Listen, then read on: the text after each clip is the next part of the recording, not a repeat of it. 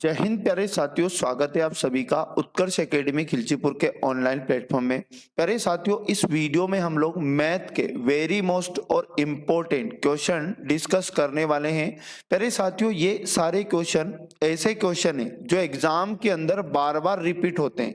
एक भी क्वेश्चन को बिना स्किप किए पूरे वीडियो को ध्यान पूर्वक वॉच करना है। इस क्लास का पीडीएफ आप हमारे टेलीग्राम से डाउनलोड कर सकते हैं। टेलीग्राम का लिंक आपको इस वीडियो के डिस्क्रिप्शन में मिल जाएगा। बिल्कुल शॉर्ट ट्रिक की मदद से बेहतर सॉल्यूशन इस वीडियो में हम लोग जानेंगे। कम समय में एग्जाम में क्वेश्चन किस प्रकार सॉल्व किए जा सकते हैं। प्यारे साथियों, यदि आप SSC, railway Vyapam, MP police, UP police, Delhi police, BSF, CRPF, CISF, Bihar police, army या फिर अन्य किसी प्रतियोगी परीक्षा की तैयारी कर रहे हैं तो ये क्लास आपके लिए अति महत्वपूर्ण है। इसलिए पूरी क्लास में आप अंत तक बने रहें। यकीन मानिएगा, आपको मैथ के अंदर बहुत कुछ सीखने को इस क्लास में मिलने वाला है। आज का पहला क्वेश्चन है हमारे पास, सरल कीजिए। इस क्वेश्चन को करने के लिए यहाँ पर हमें बोर्ड मास रूल का यूज करना है।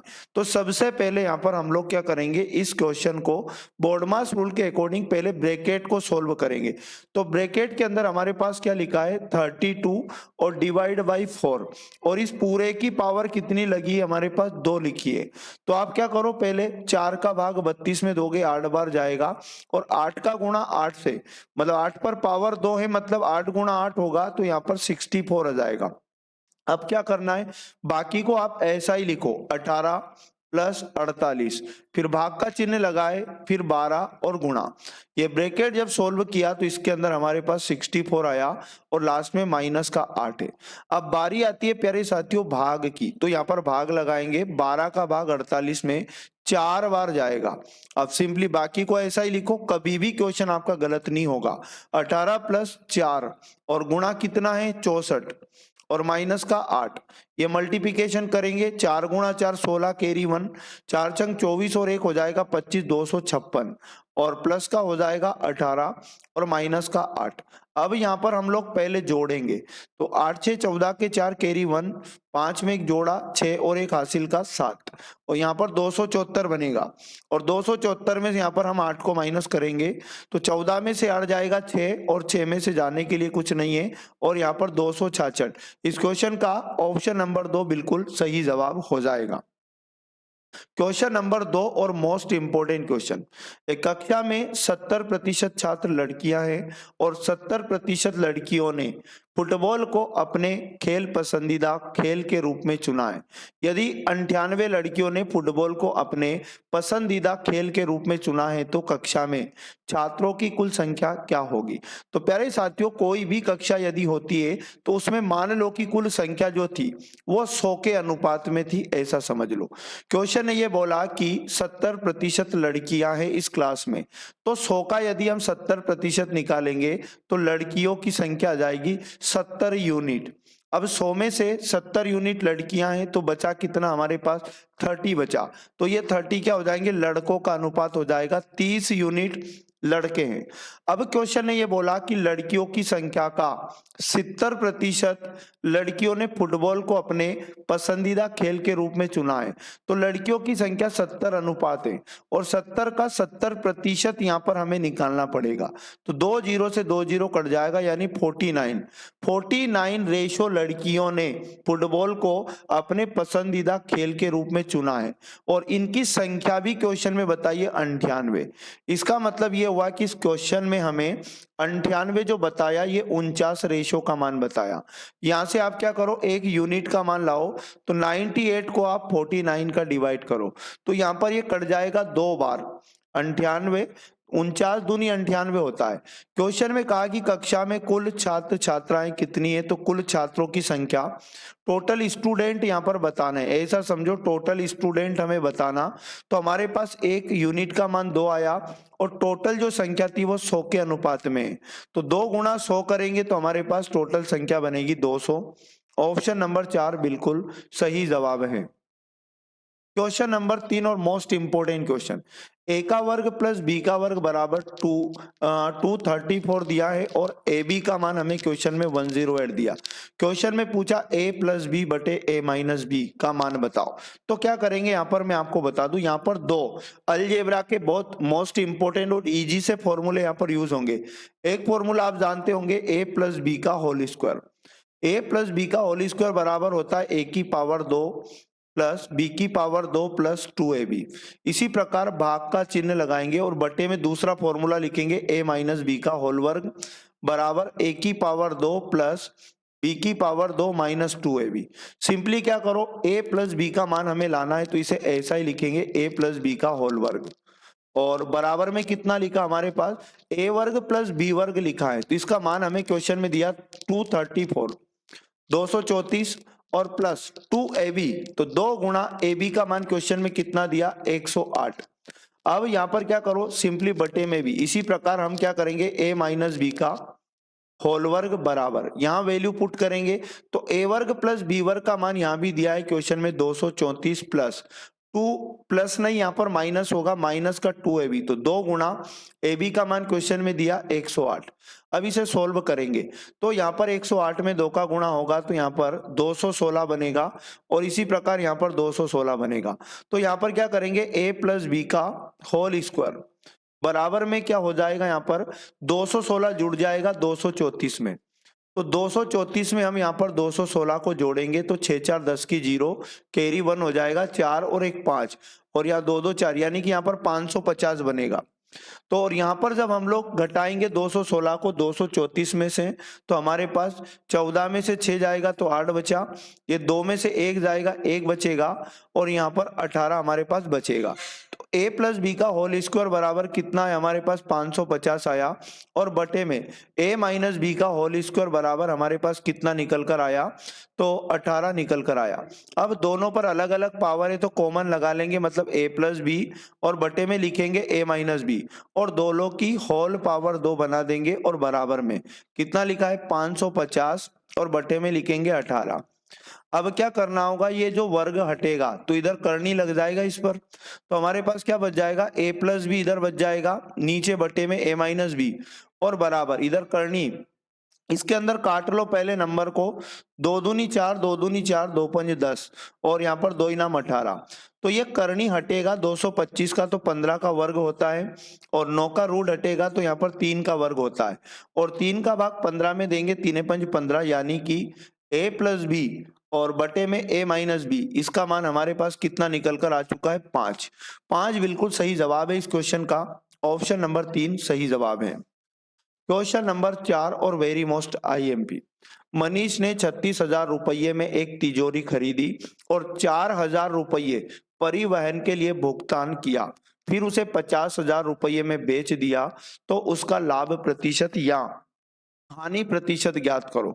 तो प्यारे साथियों सबसे पहले इस तिजोरी का क्रय मूल्य बनाएंगे तो 36,000 रुपया में खरीदा 36,000, ठीक है। उसके बाद क्वेश्चन में बोला कि 4,000 रुपया परिवहन के लिए भुगतान किया तो ये जो 4,000 रुपया एक्स्ट्रा खर्च किया ये भी क्रय मूल्य में ही काउंट होगा।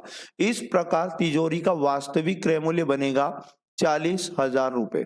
अब क्वेश्चन में बोला 50,000 रुपए में बेच दिया, मतलब विक्रय मूल्य क्वेश्चन में बताया गया कि 50,000 रुपए हैं तो आप समझ सकते 40,000 में खरीदा और 50,000 में बेचा, मतलब हमेशा ऐसे केस में लाभ होता है और लाभ निकालने के कितने का लाभ हुआ 40 और 50 में 10,000 का डिफरेंस है, 10,000 का लाभ हुआ।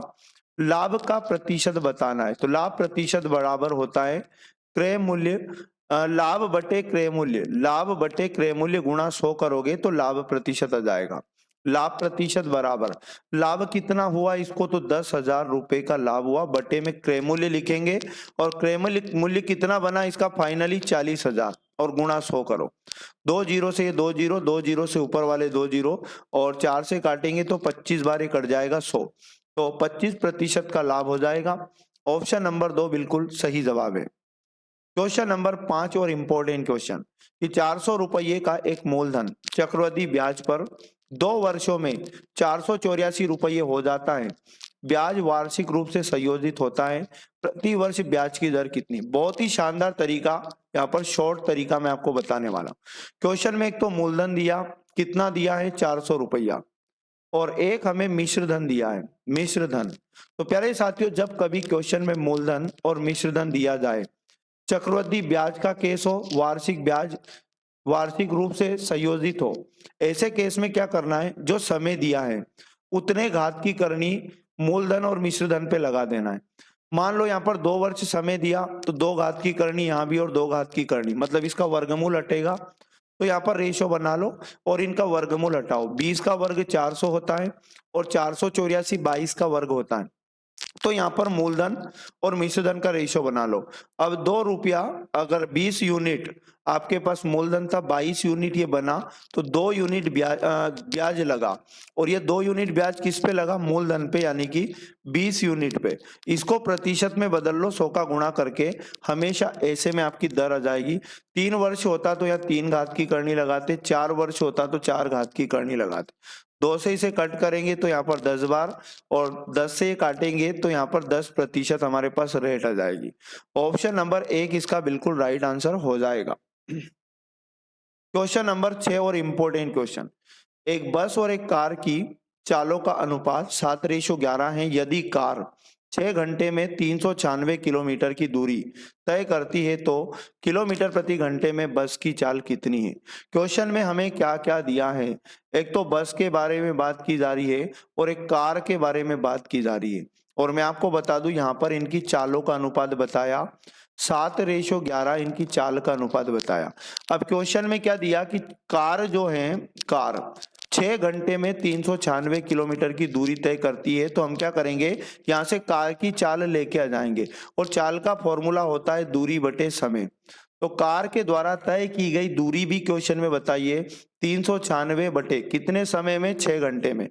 6 का भाग देंगे तो कार की चाल हमारे पास 6 छंग 36, 6 छंग 36, 66 किलोमीटर प्रति घंटा कार की चाल आ जाएगी। और कार की चाल का रेशो दिया 11, मतलब 11 रेशो का मान 66 किलोमीटर प्रति घंटा हमारे पास आ चुका है। यहाँ से क्या करेंगे, एक रेशो का मान लाएंगे तो 66 बटा 11 करेंगे, 11 से काटा, 11 छंग 66, 6 किलोमीटर प्रति घंटा एक रेशो का मान आया। प्यारे साथियों, क्वेश्चन ने बोला बस की चाल बताओ, तो एक रेशो का मान 6 किलोमीटर प्रति घंटा है, और बस की चाल का रेशो जो है यहाँ पर 7 रेशो है। तो बस की चाल लाने के लिए जो एक रेशो का मान आया, इसका गुणा 7 से करेंगे, 7 छंग 42, 42 किलोमीटर प्रति घंटा बस की चाल आ जाएगी। ऑप्शन नंबर 2 बिल्कुल सही जवाब हो जाएगा। इसी प्रकार क्वेश्चन नंबर 7 है, ए बी और सी की दक्षता का अनुपात 2:3:5 है। सी टैंक को 20 घंटे में भर सकता है, तो टैंक को भरने के लिए ए और बी के लिए अभिष्ट समय क्या है। हमें क्वेश्चन में बताया कार्य क्षमता, और प्यारे साथियों कार्य क्षमता बताई है ए की, बी की और सी की। कितनी बताइए, 2:3:5। ये जो कार्य क्षमता होती है, ये 1 घंटे में किया गया काम होता है। तो यहाँ पर हम क्या करेंगे, इस टैंक की क्षमता सबसे पहले निकालेंगे। टैंक की क्षमता कैसे निकलेगी, ध्यानपूर्वक समझना है। यहाँ पर सी वाला जो नल है, इस टैंक को 20 घंटे में पूरा भर सकता है, और सी 1 घंटे में कितना काम करता है, 5, और 20 घंटे में जब ये पूरा भर देता है तो 20 का गुणा 5 से करेंगे, मतलब टैंक में कितना पानी आता है, 100 यूनिट पानी आता है। अब क्वेश्चन ने बोला इस टैंक को भरने के लिए ए और बी का समय बताओ, तो यहाँ पर ए प्लस बी का समय बताना है। टैंक टोटल 100 लीटर का, ऐसा समझो। तो ए प्लस बी दोनों मिलकर 1 घंटे में कितना काम करते हैं, 2 + 3, यानी कितना, ये भी 5 यूनिट पानी दोनों मिलकर 1 घंटे में भर सकते हैं। अब यदि ये 100 यूनिट पानी भरने लगे दोनों, तो 5 का भाग लगाओ 100 में, कितने घंटे, 20 घंटे आपका करेक्ट आंसर आ जाएगा। ऑप्शन नंबर 2 इस क्वेश्चन का सही जवाब हो जाएगा। इसी प्रकार क्वेश्चन नंबर 8, एक शंक्वाकार टोपी के आधार का व्यास दिया है, 24 सेंटीमीटर और ऊंचाई 16 सेंटीमीटर है। टोपी की सतह को 70 पैसे प्रति वर्ग सेंटीमीटर की दर से पेंट कराने की लागत क्या होगी? तो मैं आपको बता दूं यहाँ पर शंकु का फॉर्मूला यूज होगा, शंकु का। और शंकु का कौन सा फॉर्मूला यूज होगा? तो शंकु का वक्र पृष्ठ का फॉर्मूला यहाँ पर यूज होगा। और शंकु के वक्र पृष्ठ का जो फॉर्मूला होता है प्यारे साथियों, पाई आर एल होता है। यहाँ पर पाई का मान तो 22/7 होता है और आर फोर इसकी त्रिज्या हो जाएगी। और हमारे पास त्रिज्या कितनी दी है? नहीं दी है, हमें व्यास दिया। तो त्रिज्या जो होती है याद रखना, अगर व्यास को हम आधा कर दे तो त्रिज्या यानी आर का मान आ जाता है। तो यहाँ पर त्रिज्या तो हम लेके आ जाएंगे 24 का आधा, आर आ जाएगा 12, 24 को आधा करेंगे 12 सेंटीमीटर। हमारे पास इस शंकु की त्रिज्या आ जाएगी। और क्या दिया? ऊंचाई, एच का मान भी हमें क्वेश्चन में दिया है 16 सेंटीमीटर।